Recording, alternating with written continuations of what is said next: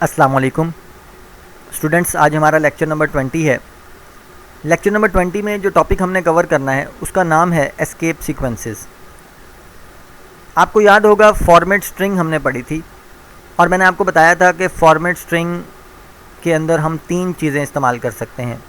एक simple text हो सकता है जो एज इट इज़ डिस्प्ले हो जाता है, और दूसरे नंबर पे फॉर्मेट स्पेसिफायर्स हैं जो हमने लास्ट 2 लेक्चर्स में पढ़े, वेरिएबल की वैल्यूज़ को प्रिंट करने के लिए इस्तेमाल किए जाते हैं। तीसरे नंबर पे जो डबल कॉमा के अंदर हम इस्तेमाल करते हैं वो एस्केप सीक्वेंसेस भी हो सकते हैं। मतलब ये तीन चीज़ें हैं जिनके बारे में हमने 2 चीज़ों के बारे में पहले पढ़ा, और आज हम एस्केप सीक्वेंसेस देखेंगे कि इनका क्या पर्पज़ है। डेफिनेशन देखते हैं। Escape sequences are special characters used in format string to modify the format of output. Special characters होते हैं, फॉर्मेट स्ट्रिंग में इस्तेमाल किए जाते हैं। मकसद क्या है? आउटपुट को मॉडिफाई करना, उसके फॉर्मेट को डिज़ाइन करना, कि मतलब कौन सी चीज़ आप पहली लाइन में लिखना चाहते हैं और कौन सी चीज़ आप सेकंड लाइन में लिखना चाहते हैं। इस तरह की मुख्तलिफ सीक्वेंसेस आप उनको दे सकते हैं। एग्जांपल्स में आपको ये बात क्लियर हो जाएगी। सेकंड पॉइंट देखें, these characters are not displayed in the output. Escape sequences output में डिस्प्ले नहीं होते। जैसे कि फॉर्मेट स्पेसिफायर्स हैं, वो भी आउटपुट में डिस्प्ले नहीं होते, लेकिन वो वेरिएबल की वैल्यूज़ को प्रिंट करते हैं। इसी तरह से एस्केप सीक्वेंसेस भी बजाते खुद तो डिस्प्ले नहीं होते, लेकिन हमारी आउटपुट को मॉडिफाई कर देते हैं। लास्ट पॉइंट में देखें, these characters always begin with back slash. ये जो साइन आपको नज़र आ रहा है ये बैक स्लैश है। एक फॉरवर्ड स्लैश होती है, लेकिन ये बैक स्लैश है। दोनों स्लैशेस में आपने फ़र्क ध्यान से देखना है, क्योंकि फॉरवर्ड स्लैश लगाने से एरर आ जाएगा। तो एस्केप सीक्वेंसेस हमेशा बैक स्लैश में लिखे जाते हैं, और बैक स्लैश ऐसे ही है जैसे फॉर्मेट स्पेसिफायर्स का स्टार्ट हम परसेंटेज के साइन से करते थे। इसी तरह से एस्केप सीक्वेंसेस का स्टार्ट जो है वो बैक स्लैश से किया जाता है। Different escape sequences used in C language. अब सी लैंग्वेज में कौन कौन से एस्केप सीक्वेंसेस हैं जो इस्तेमाल किए जाते हैं? देखें, /b है, /f है, स्लैश तो लाजमी है हर एस्केप सीक्वेंस के साथ, /n है, /r है, /t, /, इसके अलावा डबल कॉमा और स्लैश के बाद स्लैश, मतलब डबल स्लैश लगी हुई है, लेकिन पहली स्लैश जो है वो तो वही स्लैश है जो सबके साथ लगी हुई है, और उसके साथ आगे जो स्लैश है उसका कोई ना कोई पर्पज़ होगा। तो हम इन तमाम के बारे में देखेंगे कि इन तमाम का पर्पज़ क्या है। तो स्टार्ट करते हैं सबसे पहले कि /b एस्केप सीक्वेंस जो है इसका क्या मकसद है। This escape sequence is use to insert back space in the output. आपके आउटपुट में बैक स्पेस करने के लिए इस्तेमाल किया जाता है। इसका इतना ज़्यादा इस्तेमाल नहीं है, लेकिन हम फिर भी इसको पढ़ेंगे MCQs के तौर पे, क्योंकि आपके प्रोग्राम्स के अंदर इस एस्केप सीक्वेंस का इतना ज़्यादा इस्तेमाल नहीं है। एग्जांपल देखें। फॉर एग्जांपल वो कहता है कि अगर हम प्रिंट एफ की स्टेटमेंट लिखते हैं और उसमें इस तरह से आप देखें हेलो लिखा, उसके बाद /b यानी कि एस्केप सीक्वेंस लगाया, और उसके बाद वर्ड लिखा। देखिए फॉर्मेट स्ट्रिंग में हमने लिखा है ये डबल कॉमा के अंदर। अब /b यहाँ पर क्या काम करेगा? जब इस प्रिंट एफ की फंक्शन एग्जीक्यूट किया जाएगा स्टेटमेंट को, तो आउटपुट इस तरह से आएगी। देखें, सबसे पहले हेलो प्रिंट होगा, HELLO, हेलो प्रिंट होगा। हेलो प्रिंट होने के बाद /b आएगी, और /b क्या करेगी? बैक स्पेस करेगी, और बैक स्पेस की वजह से ये जो O है ये रिमूव हो जाएगा। देखें यहाँ पर O रिमूव हो गया आउटपुट में, और उसके बाद वर्ल्ड लिखा जाएगा। तो यहाँ पर लिखा जाएगा हेल वर्ल्ड, क्योंकि O जो है वो इस /b ने बैक स्पेस कर दिया है। तो इसका मकसद बैक स्पेस करना ही है। देखिए सबसे पहले हेलो प्रिंट होगा, और फिर /b जो है वो एक बैक स्पेस करेगा, O जो है वो रिमूव हो जाएगा, और उसके बाद वर्ल्ड प्रिंट हो जाएगा। इसका मतलब ये प्रिंट एफ की स्टेटमेंट जो आपके सामने लिखी हुई है, इसको एग्जीक्यूट करने पर इस तरह से आउटपुट आपके सामने आएगी।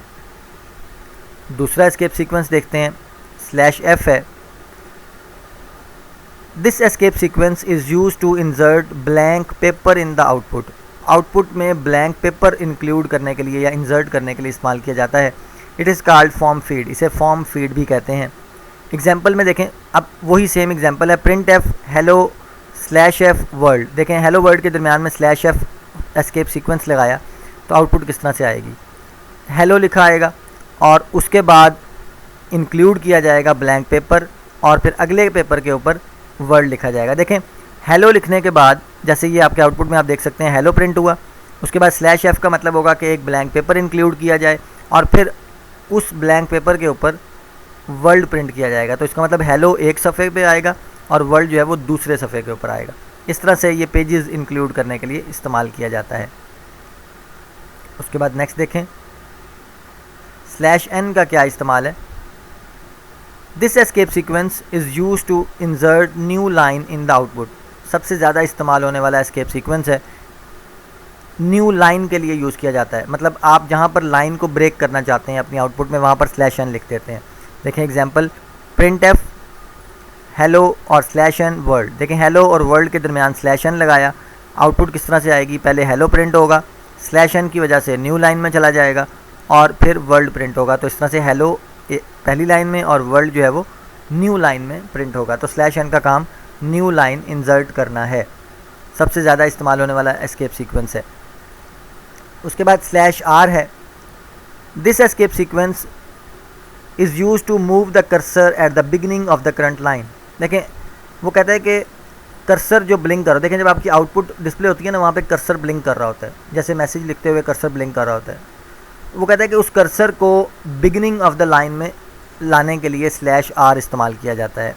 देखें किस तरह से, printf हेलो /r वर्ल्ड। देखें अगर ये एक स्टेटमेंट एग्जीक्यूट होगी और दरमियान में देखें /r एस्केप सीक्वेंस लगाया है तो आउटपुट में सिर्फ वर्ल्ड प्रिंट होगा। उसकी वजह क्या है, सबसे पहले तो हेलो प्रिंट होगा, हेलो प्रिंट हुआ और /r की जब बारी आएगी, /r जो है वो कर्सर को स्टार्ट में ले जाएगा, मतलब हेलो के बिल्कुल स्टार्ट में। अब जब वर्ल्ड प्रिंट होगा तो वो हेलो को रिप्लेस कर देगा। देखें वर्ल्ड के भी 5 करैक्टर्स हैं और हेलो में भी 5 करैक्टर्स हैं, इसका मतलब वो 5 करैक्टर्स उन 5 करैक्टर्स को रिप्लेस कर देंगे। तो पहले हेलो प्रिंट हुआ, लेकिन /r की वजह से कर्सर जो है वो स्टार्ट में चला गया। स्टार्ट में जाने से जब वर्ल्ड की बारी आई प्रिंट होने की, तो वर्ल्ड ने जैसे ही वर्ल्ड प्रिंट हुआ उसने हेलो को रिप्लेस कर दिया, तो हमारी आउटपुट में सिर्फ वर्ल्ड ही लिखा जाएगा। तो याद रखना है कि ये /r एस्केप सीक्वेंस यूज़ किया जाता है कर्सर को beginning of the current line में लेके जाने के लिए। उसके बाद /t है। /n के बाद /t जो है वो भी काफ़ी इस्तेमाल होता है प्रोग्राम्स के अंदर। तो हम /t के बारे में देखते हैं किस तरह से है। This escape sequence is use to insert a tab in the output. Tab कहते हैं 4 स्पेसेस को। देखें हम जब स्पेस का बटन दबाते हैं ना तो एक स्पेस आती है, लेकिन जब टैब का बटन दबाते हैं ना 4 स्पेसेस के बराबर वो जगह लेता है या 8 के बराबर जगह लेता है। तो टैब देने के लिए इस्तेमाल किया जाता है। अब देखें किस तरह से इसकी एग्जांपल में आपको क्लियर हो जाएगा। printf hello /t world.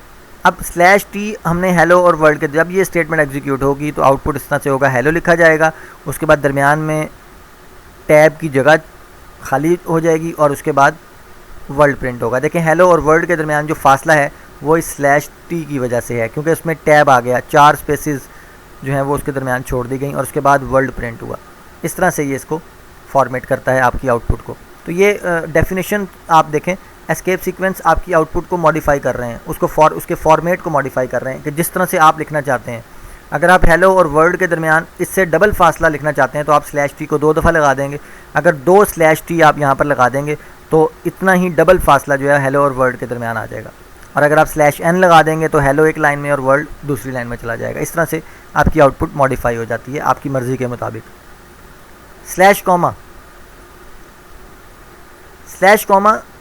किस लिए यूज़ किया जाता है। देखें this escape sequence is use to display single quote in the output. आप आउटपुट के अंदर सिंगल कोटेशन जो है वो लिखना चाहते हैं तो पहला /, ये वाला जो / है ये तो सिंटैक्स का हिस्सा है, हर किसी के साथ आ रहा है, लेकिन ये कॉमा जो है ये डिस्प्ले हो जाएगा। देखें किस तरह से, printf ये डबल कॉमा फॉर्मेट स्ट्रिंग का है, लास्ट वाला डबल कॉमा भी फॉर्मेट स्ट्रिंग का है, इस बात से आपने कंफ्यूज नहीं होना। यहाँ से स्टार्ट हो रहा है, देखें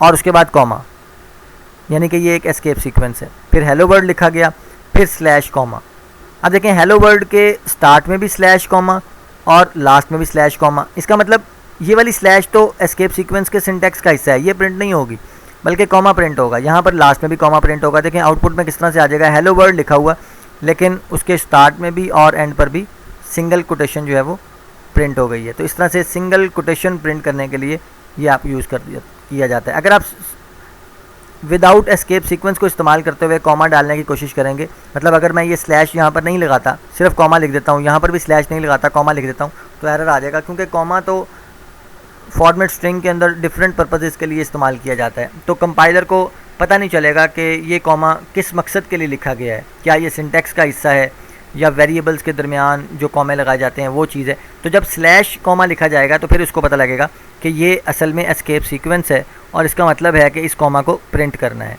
तो ये मकसद है कॉमा को प्रिंट करने का यहाँ पर। उसके बाद double comma, same single quotation की तरह आप जब डबल कॉमा लगा देंगे तो वो डबल कॉमा प्रिंट हो जाएगा। देखें, this escape sequence is use to display double quotes in the output. यहाँ पर छोटी सी मिस्टेक है, सिंगल की जगह आपने डबल करना है, display double quotes in the output. Example में देखते हैं, print F double comma start और एंड। देखें, ये वाला डबल कॉमा, स्टार्ट वाला और सबसे एंड वाला डबल कॉमा, ये तो फॉर्मेट स्ट्रिंग है। अब उससे अंदर वाली हम बात करते हैं, स्लैश डबल कॉमा, मतलब ये डबल कॉमा प्रिंट हो जाएगा और लास्ट में भी स्लैश डबल कॉमा, ये डबल कॉमा प्रिंट हो जाएगा। और देखें, हेलो वर्ड जो है वो डबल कॉमा में लिखा जाएगा आपकी आउटपुट के अंदर। इस तरह से ये डबल कॉमा को इंसर्ट करने के लिए इस्तेमाल किया जाता है। अब जिस तरह से हमने कॉमा और डबल कॉमा को डिस्प्ले करने के लिए इस्तेमाल किया एस्केप सीक्वेंस, इसी तरह से अगर आप अपनी आउटपुट में स्लैश को प्रिंट करना चाहते हैं तो फिर आपको ये वाला एस्केप सीक्वेंस इस्तेमाल करना पड़ेगा। देखें, पहला स्लैश जो है वो तो सिंटैक्स का हिस्सा है, लेकिन दूसरा स्लैश जो है वो प्रिंट होने के लिए है। तो देखें, प्रिंट एफ में अगर हम ऐसे लिखेंगे, print F double slash hello word double slash, तो एक एक स्लैश जो है वो स्टार्ट में और एंड में डिस्प्ले हो जाएगी, क्योंकि पहली स्लैश तो मैंने आपको बताया कि सिंटैक्स का हिस्सा है, दूसरी स्लैश प्रिंट हो जाएगी। इधर भी पहली स्लैश एस्केप सीक्वेंस के सिंटैक्स का हिस्सा है और दूसरी प्रिंट हो जाएगी। तो इस तरह से आपकी आउटपुट जो है वो डिस्प्ले होगी। ये जितने एस्केप सीक्वेंसेस हमने पढ़े हैं, इसमें से स्लैश एन और स्लैश टी ये सबसे ज़्यादा इस्तेमाल होने वाला है। इसके अलावा कॉमा, डबल कॉमा और स्लैश को प्रिंट करने के लिए, मतलब जो आखिरी तीन हमने पढ़े हैं, ये भी इस्तेमाल होते हैं एग्जाम्पल के तौर पे, या पेपर्स में भी डिफरेंट किस्म के आउटपुट क्वेश्चंस पूछे जा सकते हैं इन एस्केप सीक्वेंसेस को इस्तेमाल करते हुए। यहाँ पे देखें कि एक एग्जाम्पल है, एग्जाम्पल में प्रिंट एफ पाकिस्तान किया है। देखें यहाँ पर ये जो ऊपर स्टेटमेंट लिखी हुई है, ये इस पर मिस्टेक है, ये स्टेटमेंट को आप इग्नोर करें, आप सिर्फ प्रोग्राम को देखें कि प्रोग्राम किस तरह से आउटपुट हो रहा है। प्रिंट एफ पाकिस्तान, देखें प्रिंट एफ में हमने लिखा पाकिस्तान, फिर उसके बाद स्लैश टी, फिर उसके बाद इज़ लिखा, फिर स्लैश टी, फिर माई लिखा, फिर स्लैश टी और फिर कंट्री लिखा, और कंट्री के बाद स्लैश एन कर दिया, फिर इस्लामाबाद स्लैश टी, इज़ के बाद फिर स्लैश टी, इट्स के बाद स्लैश टी और कैपिटल। अब देखें किस तरह से आउटपुट प्रिंट होगी। पहले पाकिस्तान प्रिंट हुआ, पाकिस्तान के बाद क्योंकि हमने देखें स्लैश टी लगाया हुआ है तो वो एक टैब की स्पेस छोड़ेगा और इज़ लिखेगा। इसके बाद फिर स्लैश टी है, फिर वो स्पेस छोड़ेगा टैब की, फिर माइक प्रिंट होगा, फिर उसके बाद एक टैब की स्पेस और फिर कंट्री प्रिंट। अब देखें कंट्री प्रिंट होने के बाद इस्लामाबाद नेक्स्ट लाइन में क्यों प्रिंट हुआ, क्योंकि देखें कंट्री के बाद हमने जो एस्केप सीक्वेंस लगाया है वो स्लैश एन है, और उसके बाद फिर इस्लामाबाद है, फिर उसके बाद स्लैश टी के बाद इज़ है, फिर स्लैश टी के बाद इट्स आ गया, फिर स्लैश टी के बाद कैपिटल आ जाएगा। तो इस तरह से ये आउटपुट आपके सामने है अगर हम प्रिंट एफ की स्टेटमेंट को इस तरह से लिखेंगे। देखें इसमें डिफरेंट किस्म के एस्केप सीक्वेंसेस इस्तेमाल किए गए हैं और इन तमाम एस्केप सीक्वेंस ने इस तरह से आपकी आउटपुट को मॉडिफाई किया है। इस प्रोग्राम को हम कंपाइलर में एग्जीक्यूट करके भी देख लेते हैं किस तरह से एग्जीक्यूट होगा। देखें ये वही स्टेटमेंट मैंने यहाँ पर लिखी है, इसको हम एग्जीक्यूट करते हैं, कंपाइल एंड रन। देखें आउटपुट किस तरह से आपके सामने डिस्प्ले होगी। ये देखें यहाँ पे लिखा हुआ है पाकिस्तान, फिर स्पेस, फिर इज़ माई कंट्री। कंट्री के बाद न्यू लाइन स्टार्ट हो गई क्योंकि स्लैश एन था, और इस्लामाबाद इज़ इट्स कैपिटल। इस तरह से आपकी आउटपुट जो है वो डिस्प्ले होगी। डिफरेंट तरह से आप उनको मॉडिफाई कर सकते हैं आउटपुट्स को। तो ये यहाँ तक हमारा लेक्चर जो है वो आज का कंप्लीट हो गया है। प्रिंट एफ के फंक्शन के हवाले से जितनी भी चीज़ें थी हमने पढ़ ली हैं। नेक्स्ट लेक्चर में हमने स्कैन एफ का फंक्शन इस्तेमाल करना जो है वो स्टार्ट करेंगे। तो यहाँ तक आपका प्रिंट एफ का फंक्शन कंप्लीट हो गया है। कोई भी क्वेश्चन है आप व्हाट्सएप में पूछ सकते हैं। जज़ाकल्लाह।